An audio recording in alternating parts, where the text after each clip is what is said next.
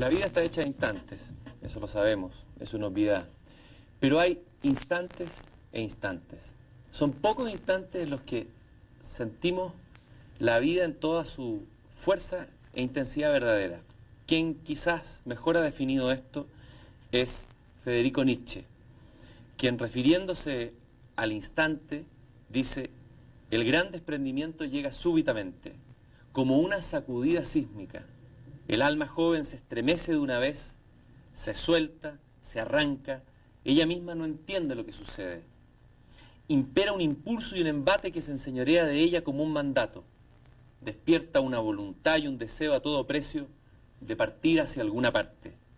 Arde y llamea en todos sus sentidos una fuerte y peligrosa curiosidad en torno a un mundo desconocido. Despierta un susto súbito y una desconfianza frente a lo que ella amaba.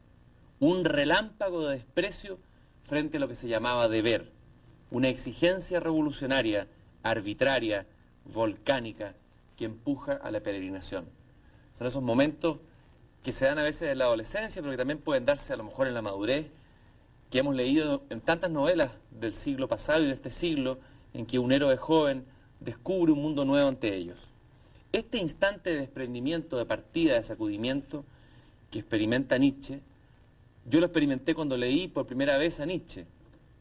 Y también lo experimenté cuando leí por primera vez a Martin Heidegger. Y para hablar de esos instantes que surgen en medio de la multitud de instantes vacíos y a veces rutinarios de la vida, y para hablar de este libro que en un instante del tiempo de este siglo marcó nuestro siglo, y ha marcado y sigue marcando nuestra manera de pensar y de vivir, que es Ser y Tiempo de Martin Heidegger, contamos con la presencia de un filósofo y profesor de filosofía chileno que hizo esta épica traducción de Ser y Tiempo en una versión muy importante y fundamental, Jorge Eduardo Rivera. Jorge, gracias por estar aquí conmigo en estos instantes de conversación que vamos a tener ahora. Gracias a ti. Lo primero que quisiera preguntarle es sobre el título de filósofo. Lo hablábamos antes del programa. La palabra filósofo tiene una cierta solemnidad y una cierta carga. ¿Cómo se siente usted bajo ese título, bajo ese rótulo? La palabra filósofo para nosotros hoy día suena como muy solemne y muy importante, pero es interesante saber que en su origen, los primeros que se llamaron filósofos usaron la palabra en un sentido de modestia.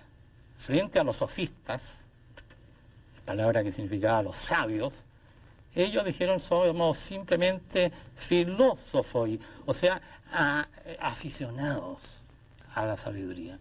No somos poseedores de la sabiduría, somos simplemente aficionados. Gente que busca ardorosamente, con muchos errores, la sabiduría. Así que para mí, entendido así, en el sentido antiguo griego, filósofo es una palabra modesta, es un aficionado. Quizás la culpa de que la palabra filosofía esté cargada de ese peso tan grande, la tienen quizás algunos de los grandes filósofos de nuestro tiempo, de los grandes pensadores incluso de la metafísica.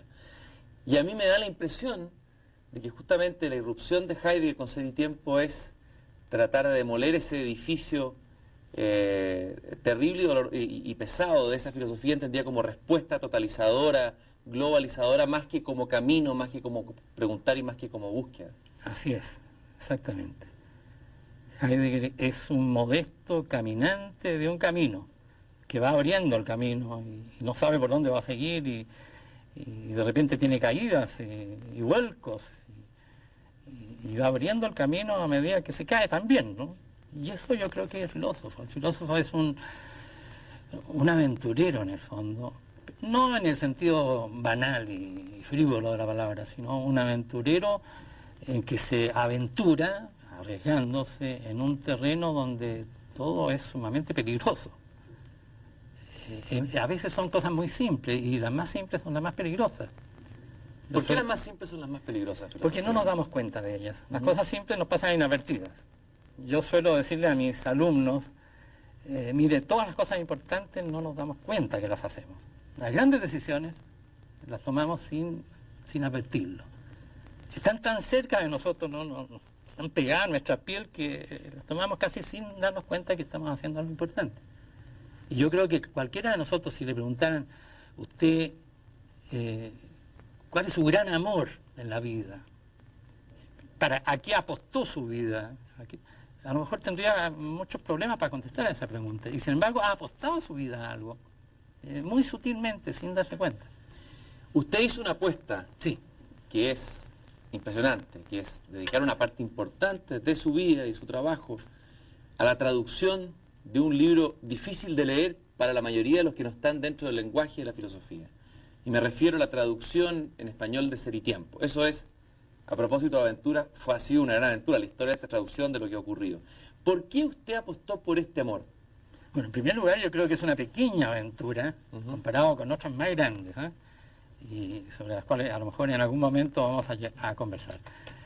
Pero respondiendo a su pregunta, ¿por qué aposté por este amor a Heidegger, este amor a su obra y sobre todo a traducir su obra? Fue por razones prácticas. Yo, bueno, conocí Heidegger hace más de 50 años, en textos, no personalmente. Y después de un cierto tiempo empecé a hablar de él y empecé a hacer cursos sobre él. Y teníamos una traducción de Ser y Tiempo que era en su tiempo muy meritoria, pero sin duda difícil de leer, la traducción que hizo en el año 1951 José Gauss. Entonces, el problema que yo tenía es que mis alumnos no entendían lo que estaban leyendo. Entonces, todo mi trabajo consistía en descifrar, no a Heidegger, sino a la traducción. Y era tanto el problema que muchas veces me decidía a traducir pequeños textos, no partes. Y llegó un momento que fue muy providencial para mí.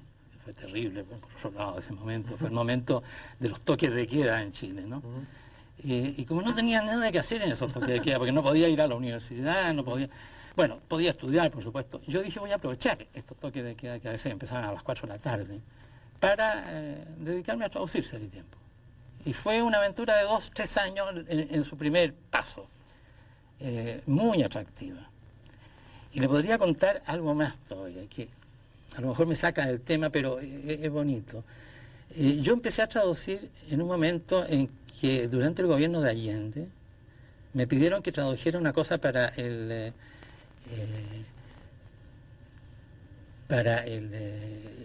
problema que había en ese momento del cobre. Y lo necesitaban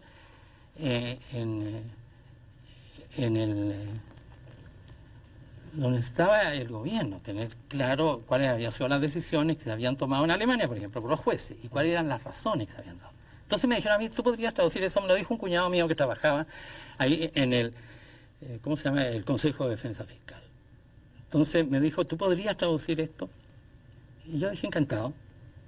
Y me puse a traducir por primero eso, no tiene nada que ver con Ser y Tiempo. Pero fue tal el gusto de traducir y servir a Chile y prestar un servicio que yo después dije, voy a seguir traduciendo otras cosas. Y cuando se presentó la ocasión de traducir Ser y Tiempo, lo hice con una verdadera pasión. Me encantó eso. Pasaba tardes enteras, noches enteras traduciendo y trabajando, no solo ya en el tiempo de toque de queda, sino que en todos los tiempos libres que tenía. Esos momentos de inercia, incluso de aburrimiento, casi de vacío, que corresponden a un toque de queda, son los momentos, parece, favoritos de Heidegger, momentos a los cuales el mismo Heidegger asigna una gran importancia, al aburrimiento y a la angustia, curiosamente que son sentimientos de los cuales huimos cotidianamente todos, ¿no? Todo está hecho para vencer el aburrimiento, la misma televisión, lo que escuchamos en las radios, las mismas actividades que nos creamos para evadir de ello. ¿Por qué son tan importantes esos momentos, entre comillas, de toques de queda metafísicos en la vida? Ya, yo creo que es bueno aclarar que la importancia de esos estados de ánimo, llamémoslos bajos o negativos, ¿no?, como puede ser el aburrimiento o la angustia, no es por ellos mismos, sino que es porque en esos momentos, que son situaciones límite, se muestra nuestro ser y aparece como en gran claridad el ser del hombre. Entonces la ventaja, digamos, la prioridad que tiene, digamos, la angustia, no es porque sea un momento terrible y angustioso en que el hombre se siente abandonado, dejado de la mano de Dios, no es por eso. Es porque en la angustia no hay nada que nos distraiga y nos encontramos a solas con nosotros mismos. Ya no hay cosas que nos atraen o nos interesan, sino que todo pierde interés. Todo desaparece para nosotros y queda desnudo el puro ser humano abierto a un mundo sin nada. Ahora, lo que emerge ahí es ese mundo sin nada. Sí. Muchos piensan que la cultura es justamente la salida del hombre de esa nada a crear un sentido. ¿Por qué volver al revés? ¿Por qué ese interés de Heidegger de volver como atrás? O sea, de despojarnos de aquello que hemos adquirido, que es la cultura, para enfrentarnos otra vez a la nada. No es la nada por sí misma lo que le interesa a Heidegger. Es la nada porque en la nada, voy a decir una cosa difícil de entender, después le explico. En la nada resplandece el ser. O sea, sobre lo que llamamos nada es un fondo donde no hay ninguna cosa que nos interesa. Nada es no ente. En todos los idiomas antiguos, griego o latín, la nada es el no ente. Entonces, no hay entes que nos distraigan. Y queda desnudo nuestro ser abierto al ser, en toda su plenitud. No a este o aquel ente concreto, al jarrón o a la jirafa, sino que en nuestro ser abierto al ser. En la nada aparece el ser. Y por eso le interesa a Heidegger. La nada, la angustia, tiene una función ontológica. Ontológica significa relativa al ser. Ahora, ese momento en que desde la nada resplandece el ser, ¿es un momento parecido al que han experimentado los místicos? No sé, San Juan de la Cruz, Meister Eckhart, ¿o es otro tipo de mística? Es una mística filosófica. Es una excelente pregunta la que me hace Cristian. Y yo diría que se parecen mucho. Porque místico es lo que está inaccesible al lenguaje. Es lo que se experimenta sin que se pueda decir, por lo menos en un primer momento. A lo mejor después, reflexionando, se puede decir algo sobre aquello que se experimentó. Pero lo místico consiste en la experiencia misteriosa y cerrada, en cierto modo, de cosas que puede ser Dios, el caso más sublime, pero puede ser también nuestra propia existencia. O puede ser una situación que en un momento dado, como en el texto de Nietzsche, aparecía en un momento dado, se ilumina. Yo diría que lo que decía Nietzsche es un poco lo que dijo muchos siglos antes de Nietzsche Heráclito. Dice, el relámpago o el rayo, puede ser la traducción quizás mejor, lo gobierna todo. Significa cuando se ilumina el rayo, ilumina todas las cosas y queda todo controlado, por decirlo así. Queda todo iluminado y queda todo a la vista. Bueno, hay momentos místicos en el sentido no estrictamente religioso, sino humano, de amor, por ejemplo, de solidaridad entre los hombres. Son momentos donde las palabras casi sobran. Y de soledad también, ¿no? Y de soledad, por supuesto. Lo místico siempre ocurre en una cierta soledad. Aun cuando yo estoy con otro, somos dos solos que estamos juntos, ¿no? Ahí hablaba usted de este ser que emerge de la nada. Así como la palabra filósofo está tan cargada y lleva una mochila tan grande de tantos siglos, la palabra ser, que en algún momento resplandeció como palabra, no solamente como realidad, también viene muy cargada en nuestros siglos. Pareciera, de lo que yo entiendo, que el intento de este libro, de Ser y Tiempo, el intento de Heidegger, es así como usted hablaba del cobre y la minería, es como un minero que va a buscar, ¿no?, al interior de esa mina, va a hacer emerger, ¿no es cierto?, un metal escondido y que está cubierto por miles de capas. Y ese metal es el ser, del cual se habla mucho y hemos hablado mucho a través de la historia de la filosofía, pero que está oculto. ¿Estoy lo cierto? Me acerco a lo... Me parece excelente todo lo que ha dicho, ¿eh? Me parece muy bien. El ser es algo oculto y al mismo tiempo sumamente desoculto. Tiene una especie de condición paradójica. El ser es aquello en lo cual nos movemos todo el tiempo. Cuando yo te miro a ti y veo que hay alguien, lo estoy viendo a alguien que es. Y cuando yo estoy hablando, oigo palabras que son. Y digo lo que quiero decir que las cosas son. Y ahora mismo nos estamos esforzando por aclarar qué es eso del ser. Pero nos estamos moviendo ya en un ámbito que está abierto, pero que pasa inadvertido, justamente como todas las cosas grandes. Está abierto y en cierto modo lo escabullimos, o no queremos verlo, o no podemos verlo. Pero lo estamos viendo, sin embargo. Estamos en él, nos movemos en él. Entonces la pregunta de Heidegger es la pregunta más radical que se puede hacer. ¿Qué es eso en lo cual nos movemos y que nos constituye como seres humanos? Porque somos seres humanos porque conocemos el ser. ¿Qué es eso que nos hace ser humanos? Y en lo cual estamos, y en lo cual vemos todo. Decía Santo Tomás de Aquino, muchos siglos antes de Heidegger, que el ser es lo más claro y notissimum, decía, lo más conocidísimo que existe. Y sin embargo, cuando queremos decirlo, se nos escabulle. San Agustín también decía, a propósito del tiempo, si nadie me pregunta nada por el tiempo, lo conozco muy bien. Pero si me preguntan ni qué es eso del tiempo, no sé decirlo. O sea, estamos en una claridad acerca del tiempo, y lo mismo vale el ser, pero si me preguntan qué es eso del ser, no sé cómo decirlo. Ahora, este ser que se escabulle, que coquetea con nosotros de alguna manera, por decirlo, que yo lo veo como que lo veo danzando, bailando el ser, más que petrificado en un concepto o en un dogma Así es. o en una frase para el mármol. Así es. Pareciera que la desesperación por atraparlo llevó a la filosofía, la gran filosofía, pienso en la filosofía de los sistemas, etcétera, hasta llegar a Hegel, desde Platón en adelante, a tratar de asirlo, de atraparlo, de enjaularlo, perdón que use una expresión tan prosaica. Eso es lo que quiso hacer Heidegger, liberar el ser de las prisiones o de las jaulas conceptuales que había tejido la metafísica o la filosofía anterior. Yo no sé si fue la intención primera y directa de Heidegger liberar el ser de esas prisiones, pero ciertamente que lo hace. Y ciertamente que esas prisiones no eran luminosas, eran prisiones oscuras. Encerraban al ser en unos límites que no permitían ver en profundidad qué es eso, lo que llamamos ser. Por ejemplo, el caso más maravilloso y más genial, además, y grandioso, el de Hegel.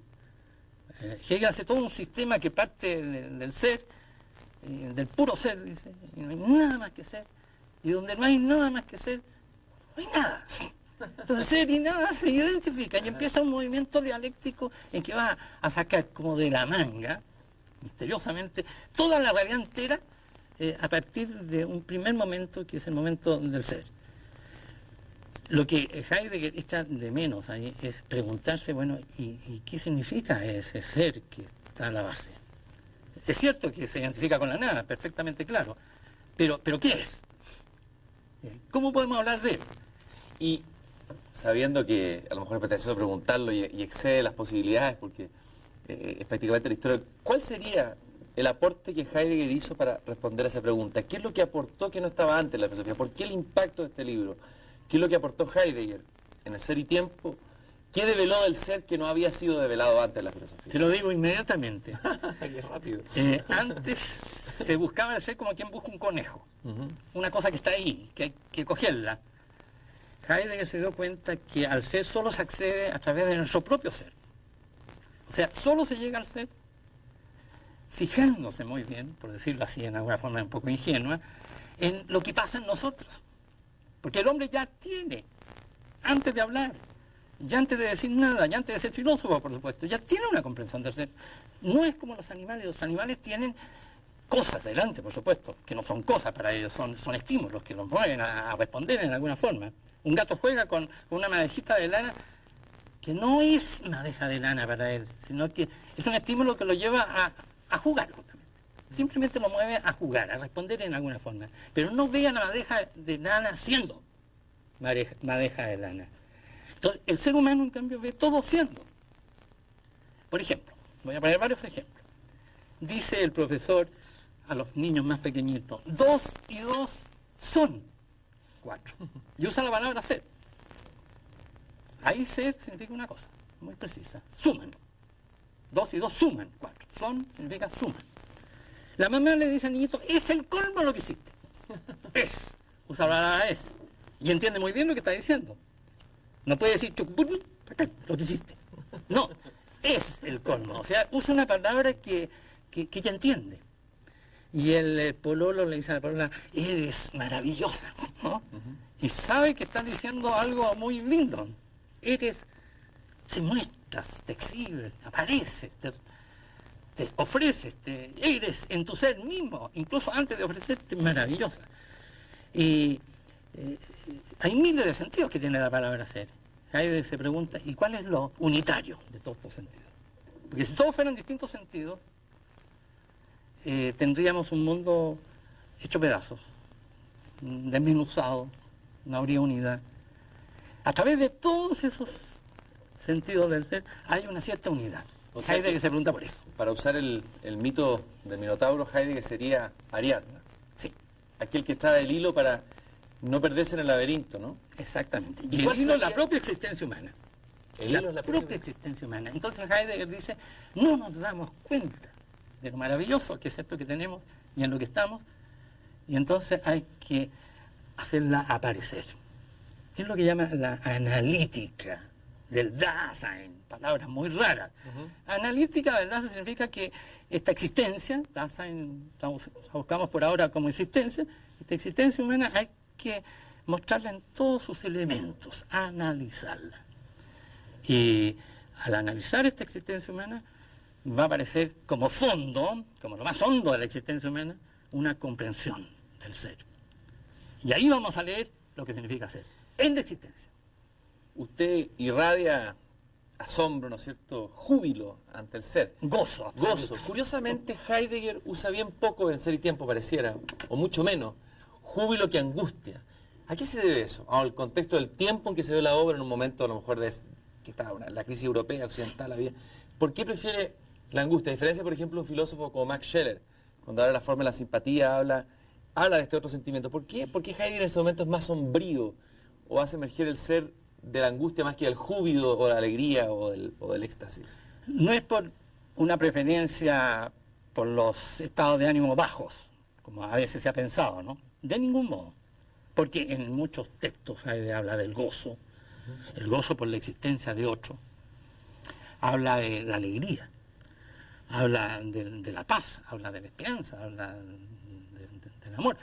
No son importantes para él estos sentimientos porque no tienen la función ontológica que tienen los sentimientos de angustia, por ejemplo. En la angustia todos los entes desaparecen y me quedo a solas, abierto, pero sin nada.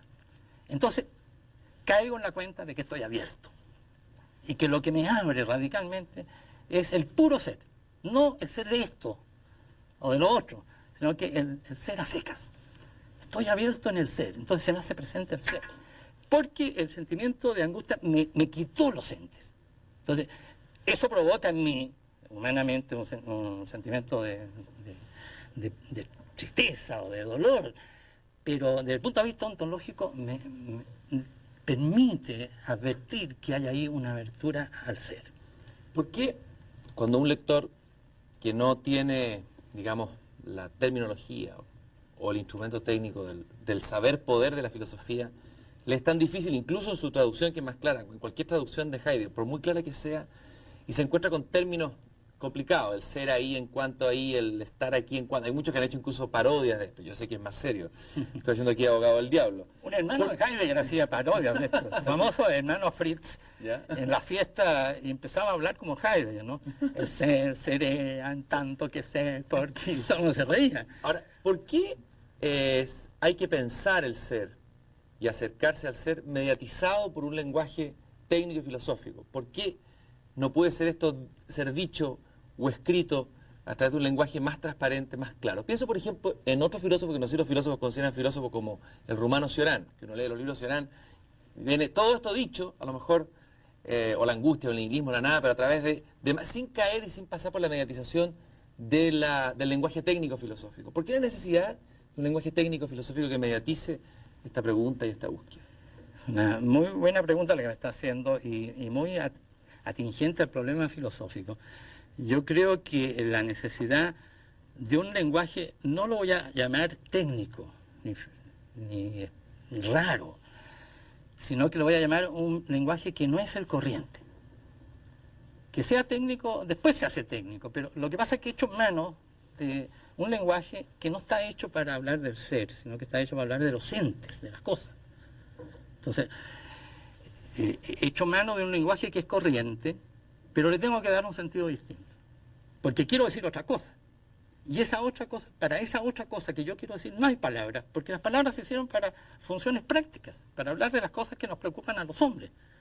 Naturalmente, como esto estaba oculto, y está normalmente oculto, a pesar de que es tan cercano a nosotros, se nos escapa, no hay palabras para designarlo porque nadie se preocupó de eso. Entonces hay que usar palabras que están hechas para los entes, para emplearlas para el ser. Y entonces hay que darle un sentido especial. Y hay que retorcerla a veces, ¿no? Y hay que hacerla un poco sufrir a las palabras. Yo le voy a poner un solo ejemplo, ¿no? Lo más radical del ser humano está siempre oculto, dice Heidegger. Siempre se esconde. ¿Qué es eso más radical del ser humano? ¿Qué es en el fondo la existencia humana? Nosotros pensamos la existencia es lo que hacemos, ¿no? Y vamos a comprar y hacemos nuestra profesión y nos entretenemos y conversamos. Pero sí, esos son momentos de la existencia, pero eso no es el existir como tal. El existir en tanto que existir. Puede hacer esto, puede hacer lo otro, puede hacer mil cosas distintas. Pero para que pueda hacer todo eso, tiene que tener una situación radical en la cual el existir está movido a hacer esas distintas cosas, a ocuparse de los entes, a buscar a los demás, a organizar la sociedad humana, a buscar la felicidad de todo. Pero se está movido a eso por algo muy hondo y que se le escapa constantemente porque nos fijamos en el detalle y no vemos lo que fundamenta ese detalle. Es como si yo, aquí, en este espacio que estamos, ¿no es cierto? Te estoy viendo a ti, ¿no? Estoy viendo el vaso, estoy viendo el cuaderno, estoy viendo el libro, pero no estoy viendo que yo estoy viendo. Ese momento del estar viendo, como que se absorbe totalmente en la cosa vista y pierde de vista el acto mismo de ver. Ahora, con la patudez que me caracteriza, quizás voy a decir que quizás Heidegger equivocó el lenguaje, quizás había un lenguaje para hablar de ser. No sería la poesía por la cual él sentía una gran atracción. ¿El lenguaje para hablar de estas cosas? Sin duda. La poesía tiene esa libertad y tiene esa cosa grande que saca del ocultamiento a los objetos, a las cosas, ¿no? Y sobre todo a lo que no es ni objeto ni cosa, cuando lo canta, ¿no? Al cantar lo pone delante y lo exalta y lo manifiesta. Voy a poner un ejemplo que es un poema muy conocido de García Lorca, que dice, verde que te quiero verde, ¿no? Ese verde que te quiero verde, toma el verde, que es tan corriente, que todo el mundo sabe lo que es el verde y nadie se preocupa del verde, y lo pone delante y lo exalta como verde. Lo que en el fondo está haciendo es mostrar la hondura del verde. Por supuesto que el lenguaje que Heidegger va a ocupar después se acerca mucho a la poesía. En Ser y Tiempo todavía no tanto. Yo diría bastante poco. Pero después del viraje que tuvo Heidegger por los años 29, 30, Heidegger se va a acercar mucho al lenguaje de la poesía y va a sentir que allí hay una manera, una especie de veta viva de palabras y de relación con las cosas que se escapa al lenguaje corriente de todos los días. A mí me da la impresión de que surge una pregunta importante en la historia de la filosofía, que es la siguiente. ¿Qué es lo que aportó Heidegger? Yo de repente veo muy emparentado, no sé si estoy equivocado, el intento de Heidegger con el intento de Nietzsche. ¿Qué es lo que avanzó Heidegger o qué pasos dio Heidegger que no había sido dado ya por Nietzsche? Porque Nietzsche fue un remesón también al interior de la metafísica, al interior del pensamiento occidental. Él también, de alguna manera, yo creo que buscó el ser de una manera como no había sido buscada antes. Incluso llegó hasta cantarlo en algunos momentos, tengo la impresión yo. ¿Qué es lo que Heidegger aporta que ya no haya sido pensado por Nietzsche? Ciertamente Nietzsche vio una situación. Es el relámpago que le iluminó la situación de su tiempo. Y vio que todo lo que había sido grande en algún momento en la historia de los hombres perdía valor y ya no era grande. Y lo que había movido a los hombres incluso a entregar su vida, por eso ya no tenía poder de convicción ni de motivación. Nietzsche ve esto que él llama el nihilismo, ¿no? Ve que el mundo está en un desierto donde no crece nada. Lo único que crece es el desierto mismo, que se va haciendo cada vez más grande, más extenso. Si Nietzsche hubiera vivido en nuestra época, es decir, se habría muerto de pena. Porque ciertamente que ahora el desierto es absolutamente global. La globalización llevó a hacer del desierto un desierto que penetra en todos los rincones del planeta. No hay ninguno ¿Qué es ese desierto que avanza? ¿Qué es el desierto? Es donde no hay vida, donde no crecen las cosas, donde hay hay una sequedad, hay una esterilidad, donde nada mueve, ni interesa, ni importa en definitiva. Y esa sequedad, ese desierto que advirtió Nietzsche en la filosofía, ¿cómo se manifestaba? En la filosofía, bueno, en la época de Nietzsche es uno de los momentos más tristes de la filosofía, ¿no? Lo que rodea a Nietzsche es puro positivismo y materialismo. Nietzsche ve ahí un signo de ese desierto de la muerte, ¿no? No hay cosas que a los hombres los conmuevan profundamente y los muevan profundamente.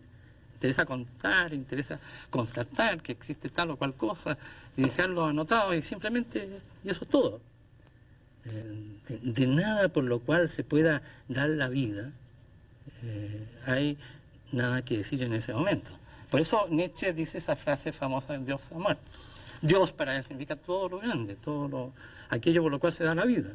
Ha muerto. Es una frase que se entendía mal muchas veces. Sí. O ha sido entendida de forma muy reductiva. Y se ha dicho que Heidegger es el segundo asesino, el que vino a rematar a Dios, que ya estaba agonizando por el disparo que le había dado Nietzsche. ¿Es cierto eso? No, sí. ¿Heidegger vino a rematar a Dios? Primero, Nietzsche no disparó contra Dios. Nietzsche constata que Dios ha muerto y dice, nosotros lo hemos matado. Pero entiéndase, no yo, Nietzsche, sino que nosotros los hombres de nuestra época y de antes, ¿no? Desde una época muy larga, le hemos dado muerte. Y Nietzsche no canta gozosamente esa muerte, lo encuentra espantoso, encuentra una cosa terrible, que lo más grande se haya desaparecido de la vida de los hombres. Dice, andamos en la nada, nos movemos en el vacío, dando tumbos sin saber a dónde vamos, ¿no? Ciertamente Heidegger no volvió a disparar contra ese Dios, sino todo lo contrario. Heidegger en sus obras del segundo periodo, que podríamos llamarlo así, ¿no? Después del viraje, del giro que tiene su pensamiento, por ejemplo, la gran obra, las contribuciones a la filosofía, que es una obra larga, más larga que Ser y Tiempo, que se escribió entre 1936 y 1938, y que no se publicó. Había cosas peligrosas que no se podían publicar. Era la época de Hitler, ¿no? Y hay un antirracismo absoluto. Se manifiesta el desprecio más grande por el racismo nazi, ¿no? Y otras cosas más. Era un libro que no era para publicar, era un libro para él, y que se vino a publicar después de la muerte de Heidegger, exactamente 13 años después de la muerte de Heidegger, para el centenario de su nacimiento. En ese libro, yo diría que casi no hay página que no hable de Dios, pero de Dios como una esperanza que va a surgir la vuelta de este Dios que se ha perdido. La vuelta de en una entrevista, creo que en The Spiegel, la famosa entrevista de Spiegel, dice de un Dios por venir, que lo que tiene que construir la filosofía o el pensamiento es preparar el terreno para un Dios por venir. ¿Qué significa esa idea? Que no puede la filosofía directamente hablar de Dios ni decir nada sobre Dios en este momento, sino que lo que tiene que preparar es la abertura del hombre al ser, desde donde ese ser en el cual el hombre empieza a vivir conscientemente y reflexivamente, aparece como sagrado. Y desde dónde entonces, desde eso sagrado, es posible que de repente cobre rostro y aparezca Dios de nuevo para los hombres. Ese Dios por venir no es un Dios un poco como que se hubiera ido y va a regresar. Se podría pensar así, como la vuelta de Jesucristo, ¿no? Al final de los tiempos. Ciertamente Heidegger no está pensando en eso, está pensando en que va a volver a abrirse la sensibilidad humana a Dios. En ese sentido Dios va a volver. Así como se fue. Él prefiere usar esa expresión, se fue Dios. Se fueron los dioses. No es que los hombres lo hayan matado, los dioses en un momento dado se van, porque no hay cabida para ellos, no hay espacio para ellos. Entonces él espera que ese Dios vuelva. Es cierto que uno de los impactos de esta obra de Heidegger es el hecho de que de alguna manera él cambia la focalización de una trascendencia a una inmanencia, a la existencia humana, que de alguna manera coloca los focos de atención para buscar el ser en nuestra existencia y en nuestra inmanencia aquí en el tiempo? No. A ver, eso es interesante. Pero radical y con absoluta seguridad que no. No hay aquí un problema de inmanencia y trascendencia porque no hay ninguna inmanencia.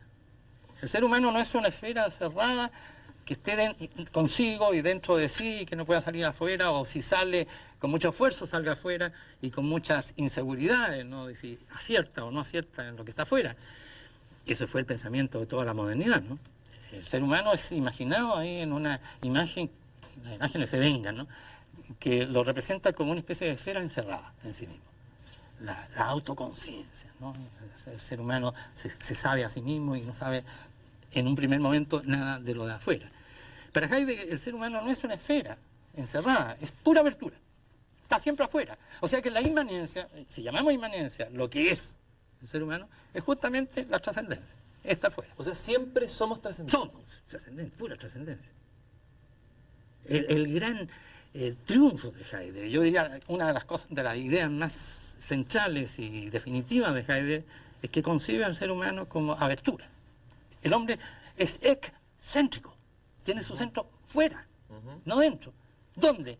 En el ser mismo, y el ser mismo mucho más que el hombre, porque el ser es el ser no solo del hombre, es el ser de los ángeles, de Dios, de lo que hay, de lo que no hay, de lo posible, de lo imposible, de lo matemático, de todo. Entonces, si el hombre está centrado afuera en el ser, está más allá de sí mismo, se trasciende. ¿Qué significa eso? Que de alguna manera Heidegger nos coloca de nuevo frente a una suerte como de peligro, en el buen sentido, de aventura y de no saber lo que viene. La vieja frase de Herder, en el peligro siempre hay algo que nos salva, es decir, vuelve a colocar al existente en una aventura que tiene un riesgo, en una posibilidad, porque toda posibilidad encierra un riesgo, no sabemos qué es lo que viene. ¿Nos abre a eso? Es que ese peligro en el cual está el hombre no es un peligro en el cual lo ponga Heidegger, es un peligro que Heidegger descubre que en el cual ya está el hombre.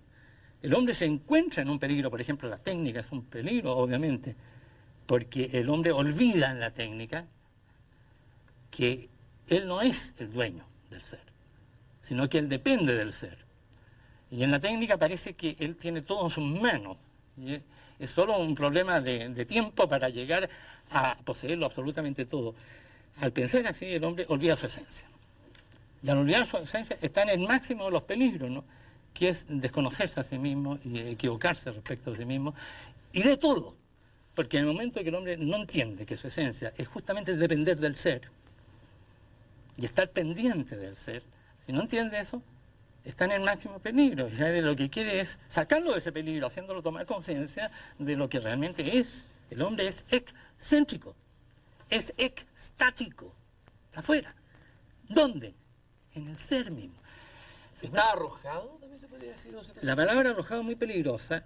Geworfen, dice Heidegger. Geworfen significa literalmente arrojado. Pero este arrojo no significa arrojado en el sentido de abandonado, sino que significa que se encuentra ya metido ahí sin que él se haya metido. Yo no me di la existencia y me encuentro en el primer momento que estoy existiendo, ya existiendo. O sea, me encuentro con que ya radicalmente fui puesto en una existencia que no me la di yo. Quizá uno de los problemas interesantes de ver en Heidegger, en el pensamiento de Heidegger, el tema de lo ético. Si este ser está arrojado, si este ser está abierto, o sea, si el hombre está abierto, si el existente está abierto, es un existente que tiene la posibilidad de poder ser infinito ante él. ¿Dónde entra ahí la ética? La ética es algo de lo cual Heidegger no quiere hacerse cargo, digamos, es un tema del que no... Mire, no ha querido hacerse cargo de la ética en el sentido corriente de la palabra, o sea, él no quiere hacer una especie de tratado de ética. Todo lo que dice en Ser y Tiempo es pura ética. Pero es ética en un sentido muy grande, en el mismo sentido en que los griegos hablaban de ethos. Ethos con eta, no con épsilon. Significa para los griegos esa condición que tiene el ser humano, de que no está hecho, que tiene que hacerse. Y que tiene que hacerse naturalmente mirando a lo que hay, porque se hace con las cosas, y se hace con los demás, y se hace consigo mismo. Y esto que hay, naturalmente le señala rutas por donde tiene que ir. Por ejemplo, si yo a un ser humano no lo veo como grande, como inviolable, como sacrosanto, como libre, porque se siente intocable, en el fondo de su ser, y pretendo violarlo, forzándolo a lo que él no quiere, o torturándolo, o violentándolo en cualquier forma, yo ese ser humano no estoy respetando su ser. Y por consiguiente estoy haciendo mi ser sin respeto al ser, porque estoy faltando a la ética. Ahí hay un concepto muy hermoso que me ha gustado siempre en Heidegger, el tema del cuidado, no sé si usted lo traduce así, el cuidado del ser, el curador, el hombre como curador. A ver, hablemos un poco de eso. Claro, que el ser de todas las cosas nos ha sido confiado a nosotros, ¿no? Y no solo el ser de todas las cosas, el ser mismo. Solo hay ser, con toda la amplitud que tiene ser, que no es nunca una cosa determinada, sino que tiene la amplitud de cualquier cosa que pueda venir, esa abertura total. Solo hay ser allí donde hay ser humano. Porque donde no hay existencia humana, no aparece el ser. Aparecen las cosas, por supuesto. Aparece un jarrón, aparece un libro, aparece el vaso, o el agua.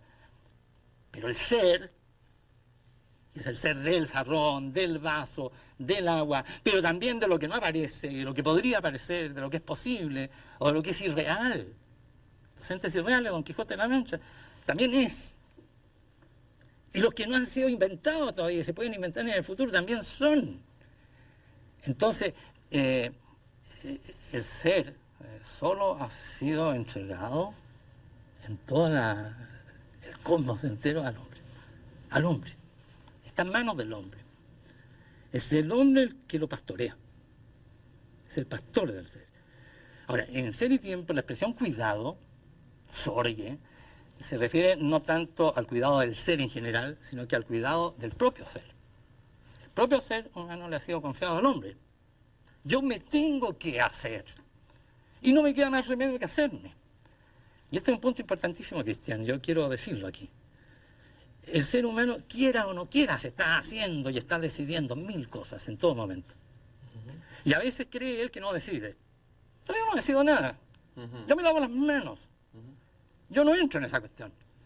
Y tiene una forma de decidir. La forma de decidir, yo no hago nada con esto.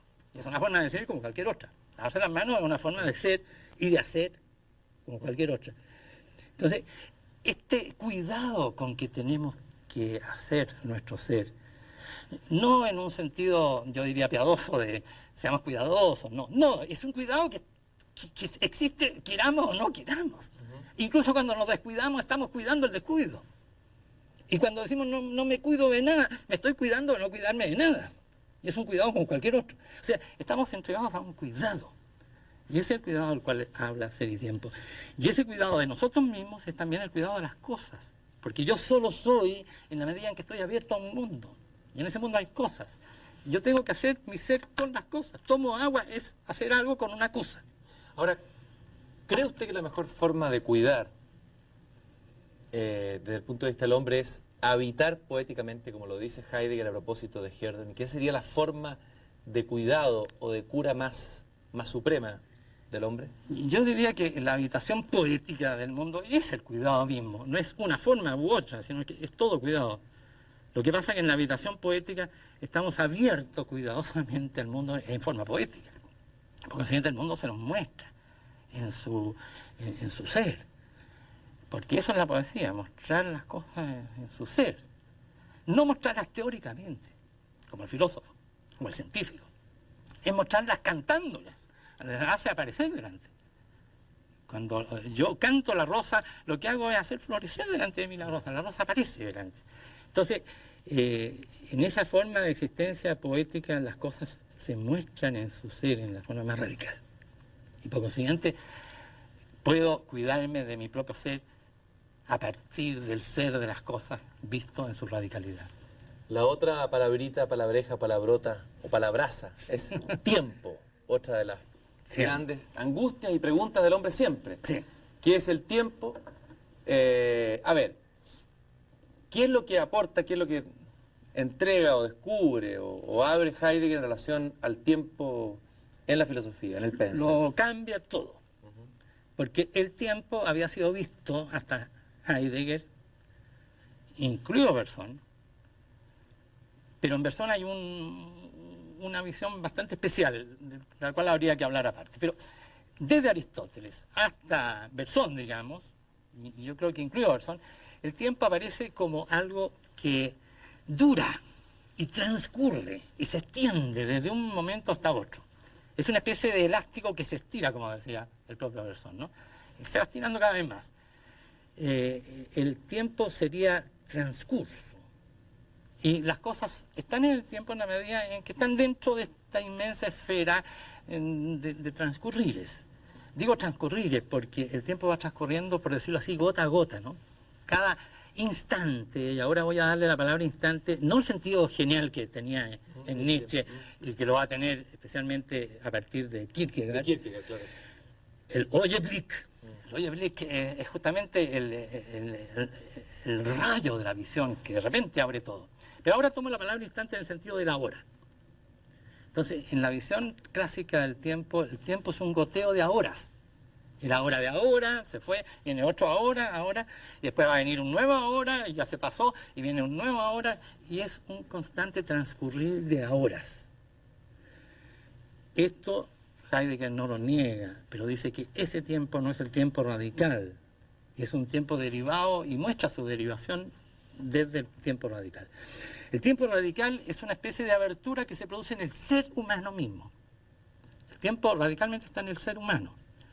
O sea, ¿somos el tiempo? Somos tiempo. No existe un tiempo fuera de nosotros. En el fondo más, es que no hay nada afuera, no hay nada afuera de nosotros, nosotros estamos afuera, si no estamos adentro, de nada, estamos fuera, estamos en el mundo. Pero en ese estar en el mundo hay un radical abrirse de 3 dimensiones extáticas que salen hacia afuera. Una es el futuro, es una dirección hacia algo que no es todavía. Y yo estoy constituido por eso. Mi ser es ya futuro, no cuando venga el futuro, es ahora futuro. Es siempre futuro. Y es radicalmente un pasado, no el pasado que fue y que ya no va a volver, sino que un pasado que me constituye radicalmente. Yo soy mi pasado. Vaya que no, si no lo soy. En este momento estamos hablando porque yo escribí Ser y Tiempo, ¿no? Y ese pasado lo tengo. Y no solo ese, hay un pasado más radical que yo fui arrojado en la existencia y por consiguiente llevo detrás una especie de condición de haber sido hecho ser que me constituye y es parte de mi ser. Y además salgo hacia las cosas que están ahí en el mundo y me abro a ellas y es el presente. Esta especie de rosa, permítame usar una metáfora, quizá de mal gusto, pero esta especie de flor que se abre con esos 3 pétalos que son el futuro, el pasado radical y el presente, esto unitariamente vivido, eso es el tiempo. Entonces es una especie de ámbito de abertura donde pueden aparecer cosas. Y Heidegger va a decir, las cosas aparecen siendo porque previamente el tiempo temporeó o temporizó, como traduzco yo. El tiempo se temporiza, quiere decir que el tiempo se hace, se temporiza, o sea, se temporea, si pudiera usar esa palabra. El tiempo no es algo que es, sino que temporiza. O sea, se despliega como tiempo. Entonces, este tiempo que se despliega como tiempo, el que abre un ámbito dentro del cual cabe que podamos pensar el ser. Es el sentido del ser. Entendí un poco la aplicación práctica, aunque siempre es malo aplicar prácticamente, pero de todas maneras tengo la impresión de que si uno se acerca al pensamiento de Heidegger, algo ocurre con uno, algo se transforma, si no, no serviría para nada la filosofía, digamos. Esta concepción del tiempo, ¿en qué sentido puede afectar nuestra manera de vivir y de ser? Esta nueva manera de entender o de ver el tiempo que tiene Heidegger. Absolutamente, porque nos damos cuenta entonces que el tiempo en el cual estamos no es un tiempo que se pueda controlar con relojes o con lo que sea, ¿no? Es incontrolable. El tiempo es la abertura en la cual estamos y que nos constituye en nuestro propio ser. Absolutamente no está en nuestra mano. Somos del tiempo. Somos tenidos por el tiempo. En cambio, al otro tiempo de alguna manera lo tenemos en nuestra mano. Es un objeto. Es un objeto. Y se mide con los relojes. Y se dice a tal hora vamos a hacer tal cosa. Y tengo en cierta manera controlado el tiempo. El tiempo que nos constituye es incontrolable. Él nos controla a nosotros. Nos hace ser. Somos el tiempo. Somos tiempo. Radicalmente. Todo ser y tiempo es esto. Que Heidegger trata de hablar de cosas que están tan hondos, tan enterradas en la existencia humana, que cuesta mucho verlas. Y todo el tiempo está apuntando como con un dedo índice hacia esa cosa misteriosa que, decíamos delante, esa cosa, podríamos llamarla mística, que está en nuestra propia constitución de ser. Entonces está mostrando eso ese tiempo que nos constituye. Somos futuro. El futuro no... Pero cuidado, somos un futuro que se acaba. Somos un futuro finito. La muerte está en el término. Ahí el tema de la muerte y de la finitud también es un elemento fundamental en Heidegger. Pero curiosamente Heidegger me da la impresión que hace ver, aunque parezca paradójico, positivamente la muerte. En el sentido que, usted me puede corregir, la muerte hace que todo lo que ocurre en la vida sea un acontecimiento. Sí. Lo que pasa es que al ser finita la muerte ya no es la existencia, al ser finita la existencia por la muerte, ya no es la existencia algo que, por decirlo así, se puede hacer dos veces. Hagamos la prueba primero. La existencia se juega entera en cada momento y no hay ninguna prueba posible, porque ya la estamos jugando y nos estamos arriesgando, estamos cuidando nuestra existencia o descuidando, que es una forma de cuidarla. O sea, cuidarla al revés, ¿no? La muerte aparece como la finitud del tiempo. El tiempo es finito. El tiempo no es un tiempo indefinido. El hombre, sin darse cuenta, muchas veces se cree infinito y se cree eterno. Es cierto que después confiesa que no, porque sería muy ridículo decir yo soy eterno. Al fin y al cabo algún día me moriré.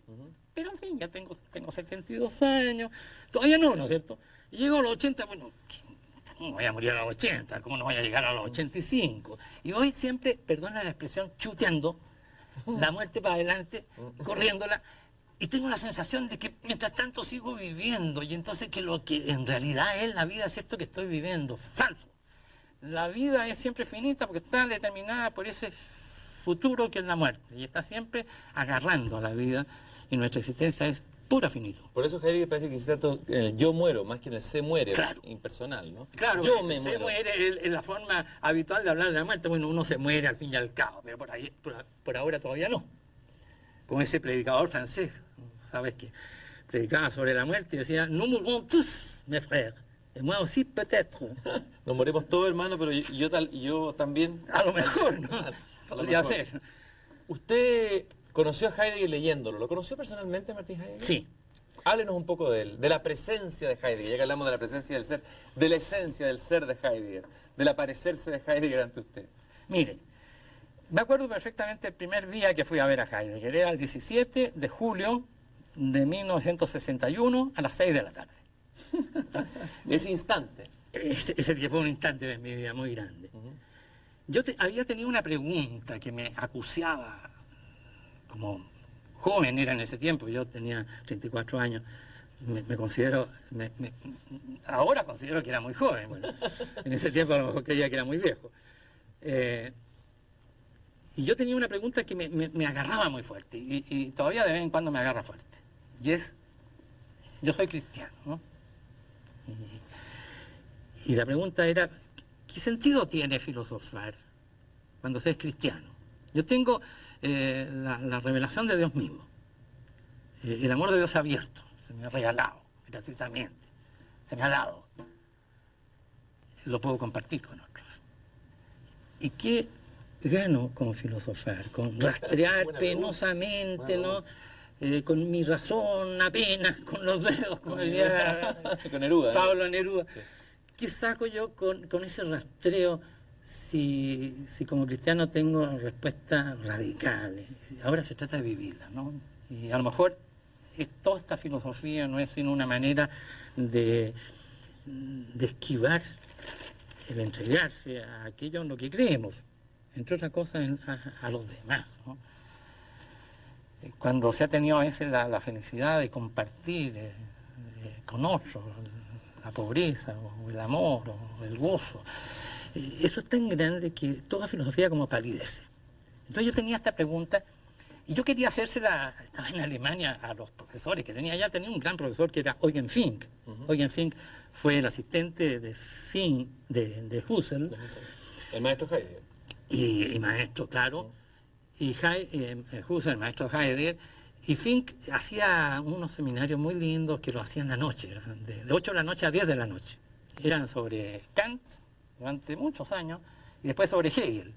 Bueno, entonces yo un día dije, voy a ir a preguntarle No a Fink, porque no me Al atrevía. mismísimo Heidegger. No, ni al mismísimo Fink siquiera. Le voy a ir a preguntar al ayudante de Fink. Tenía como 8 ayudantes, ¿no?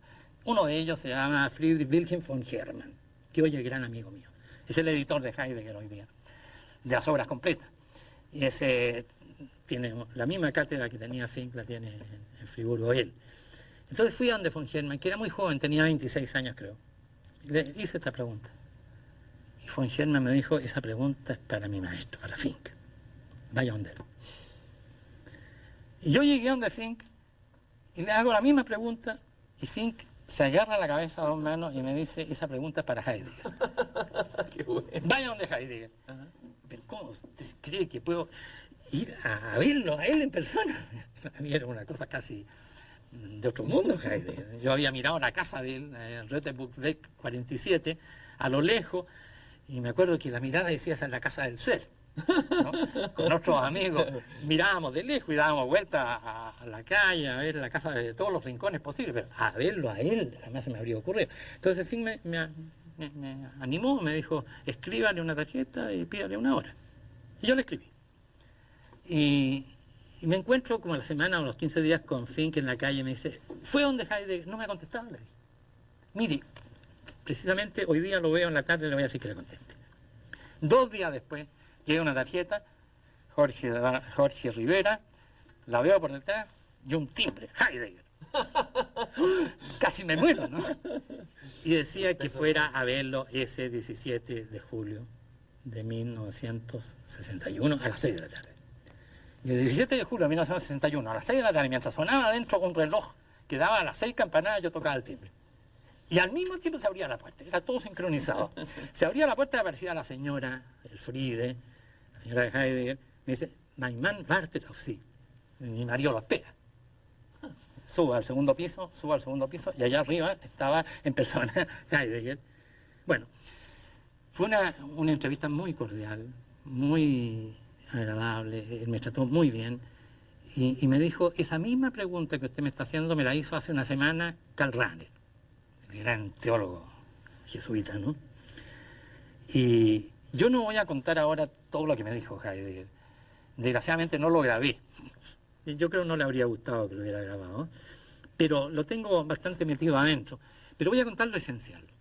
Me dijo, y era una etapa de su filosofar, la filosofía se hace con palabras. La filosofía crea en nosotros una sensibilidad a las palabras y nos hace escuchar, nos enseña a escuchar. Si usted hace filosofía y atiende a las palabras y escucha lo que dicen las palabras, va a estar mucho más sensible a la palabra de Dios. ¡Wow! Esa fue su respuesta. Y en un momento dado me miró a los ojos y me dijo, si haben dos viel besseres, te tienen algo mucho mejor. Yo quisiera expresarle mi gratitud por su presencia. Creo que la palabra gratitud tiene un gran sentido en el pensamiento heideggeriano. La gratitud por este trabajo maravilloso que ha permitido releer para muchos Ser y Tiempo, su traducción, por el entusiasmo con que usted ha transmitido eso. Y también quisiera terminar a propósito de la gratitud con un poema de Heidegger sobre la gratitud, que es un poema que tengo entendido escribió a sus amigos en 1964 cuando cumplió 80 años y que dice: ¿qué más instaurador que el instaurar y más fundador que el pensar? Quede el agradecimiento. Lo logrado en el agradecer lo devuelve aquel ante la presencia de lo inaccesible, a la cual nosotros los mortales todos desde el inicio somos apropiados. Qué bonito. Muchas gracias. Gracias a usted. Por su presencia. Gracias.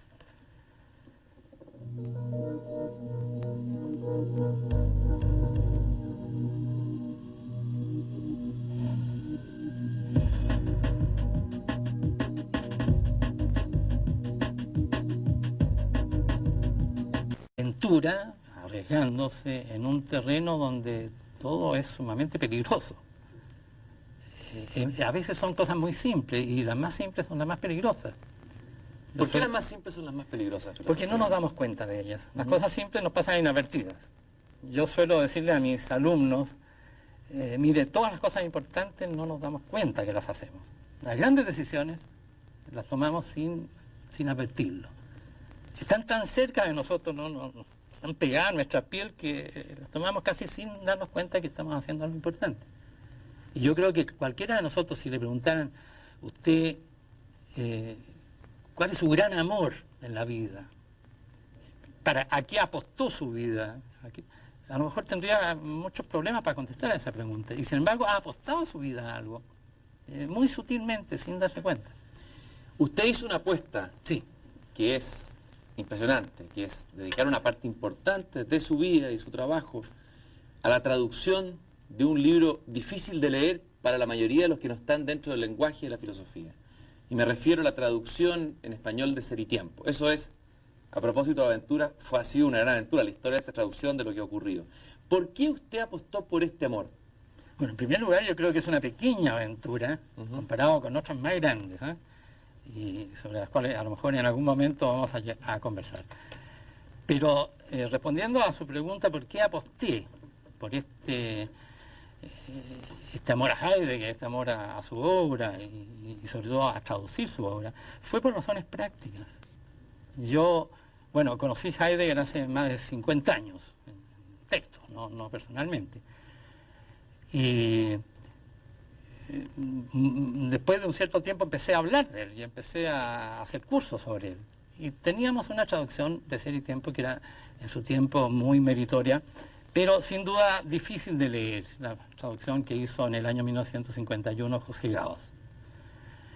Entonces, el problema que yo tenía es que mis alumnos no entendían lo que estaban leyendo. Entonces, todo mi trabajo consistía en descifrar. La épica traducción de Ser y Tiempo, en una versión muy importante y fundamental, Jorge Eduardo Rivera. Jorge, gracias por estar aquí conmigo en estos instantes de conversación que vamos a tener ahora. Gracias a ti. Lo primero que quisiera preguntarle es sobre el título de filósofo. Lo hablábamos antes del programa. La palabra filósofo tiene una cierta solemnidad y una cierta carga. ¿Cómo se siente usted bajo ese título, bajo ese rótulo? La palabra filósofo para nosotros hoy día suena como muy solemne y muy importante, pero es interesante saber que en su origen, los primeros que se llamaron filósofos usaron la palabra en un sentido de modestia.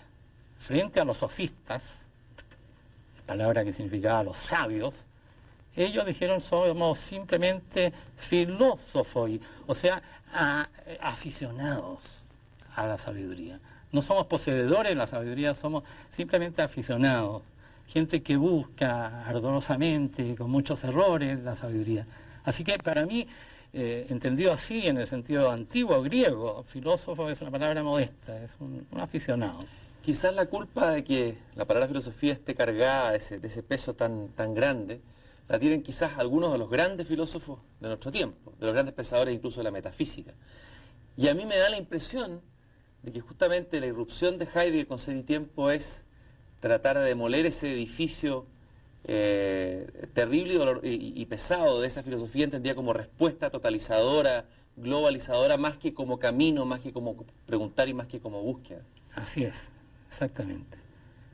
Heidegger es un modesto caminante de un camino, que va abriendo el camino y no sabe por dónde va a seguir y de repente tiene caídas y vuelcos y va abriendo el camino a medida que se cae también, ¿no? Y eso yo creo que es el filósofo. El filósofo es un aventurero en el fondo, no en el sentido banal y frívolo de la palabra, sino un aventurero en que se... angustia, curiosamente, que son sentimientos de los cuales huimos cotidianamente todos, ¿no? Todo está hecho para vencer el aburrimiento, la misma televisión, lo que escuchamos en las radios, las mismas actividades que nos creamos para evadir de ello. ¿Por qué son tan importantes esos momentos, entre comillas, de toques de queda metafísicos en la vida? Ya, yo creo que es bueno aclarar que la importancia de esos estados de ánimo, llamémoslos bajos o negativos, ¿no? Como puede ser el aburrimiento o la angustia, no es por ellos mismos, sino que es porque en esos momentos que son situaciones límite, se muestra nuestro ser y aparece como en gran claridad el ser del hombre. Entonces la ventaja, digamos, la prioridad que tiene, digamos, la angustia, no es porque sea un momento terrible y angustioso en que el hombre se siente abandonado, dejado de la mano de Dios, no, no es por eso. Es porque en la angustia no hay nada que nos distraiga, y nos encontramos a solas con nosotros mismos. Ya no hay cosas que nos atraen, nos interesan, sino que todo pierde interés. Todo desaparece para nosotros y queda desnudo el puro ser humano abierto a un mundo sin nada. Ahora, lo que emerge ahí es ese mundo sin nada. Sí. Muchos piensan que la cultura es justamente la salida del hombre de esa nada a crear un sentido. ¿Por qué volver al revés? ¿Por qué ese interés de Heidegger de volver como atrás? O sea, de despojarnos de aquello que hemos adquirido, que es la cultura, para enfrentarnos otra vez a la nada. No es la nada por sí misma lo que le interesa a Heidegger. Es la nada porque en la nada, voy a decir una cosa difícil de entender, después le explico. En la nada resplandece el ser. O sea, sobre lo que llamamos nada es un fondo donde no hay ninguna cosa que nos interesa. Nada es no ente. En todos los idiomas antiguos, griego o latín, la nada es el no ente. Entonces, no hay entes que nos distraigan. Y queda desnudo nuestro ser abierto al ser, en toda su plenitud. No a este o aquel ente concreto, al jarrón o a la jirafa, sino que...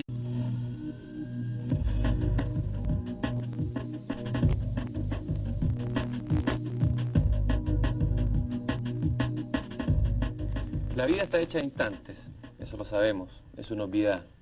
Pero hay instantes e instantes. Son pocos instantes en los que sentimos la vida en toda su fuerza e intensidad verdadera. Quien quizás mejor ha definido esto es Federico Nietzsche, quien refiriéndose al instante dice: el gran desprendimiento llega súbitamente, como una sacudida sísmica. El alma joven se estremece de una vez, se suelta, se arranca, ella misma no entiende lo que sucede. Impera un impulso y un embate que se enseñorea de ella como un mandato. Despierta una voluntad y un deseo a todo precio de partir hacia alguna parte. Arde y llamea en todos sus sentidos una fuerte y peligrosa curiosidad en torno a un mundo desconocido. Despierta un susto súbito y una desconfianza frente a lo que ella amaba. Un relámpago de desprecio frente a lo que se llamaba deber. Una exigencia revolucionaria, arbitraria, volcánica, que empuja a la peregrinación. Son esos momentos que se dan a veces en la adolescencia, pero que también pueden darse a lo mejor en la madurez, que hemos leído en tantas novelas del siglo pasado y de este siglo, en que un héroe joven descubre un mundo nuevo ante ellos. Este instante de desprendimiento, de partida, de sacudimiento que experimenta Nietzsche, yo lo experimenté cuando leí por primera vez a Nietzsche. Y también lo experimenté cuando leí por primera vez a Martin Heidegger. Y para hablar de esos instantes que surgen en medio de la multitud de instantes vacíos y a veces rutinarios de la vida, y para hablar de este libro que en un instante del tiempo de este siglo marcó nuestro siglo, y ha marcado y sigue marcando nuestra manera de pensar y de vivir, que es Ser y Tiempo de Martin Heidegger, contamos con la presencia de un filósofo y profesor de filosofía chileno que hizo esta... No a Heidegger, sino a la traducción. Y era tanto el problema que muchas veces me decidía a traducir pequeños textos, no partes. Y llegó un momento que fue muy providencial para mí. Fue terrible, por otro lado, ese momento. Fue el momento de los toques de queda en Chile, ¿no? Y como no tenía nada que hacer en esos toques de queda, porque no podía ir a la universidad, no podía... Bueno, podía estudiar, por supuesto. Yo dije, voy a aprovechar estos toques de queda que a veces empezaban a las 4 de la tarde para dedicarme a traducir Ser y Tiempo. Y fue una aventura de 2, 3 años en su primer paso, muy atractiva. Y le podría contar algo más todavía, que a lo mejor me saca del tema, pero es bonito. Yo empecé a traducir en un momento en que durante el gobierno de Allende me pidieron que tradujera una cosa para el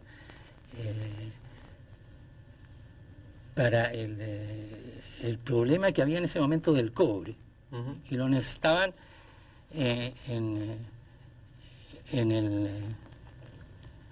lo necesitaba el gobierno, tener claro cuáles habían sido las decisiones que se habían tomado en Alemania, por ejemplo, por los jueces, y cuáles eran las razones que se habían dado.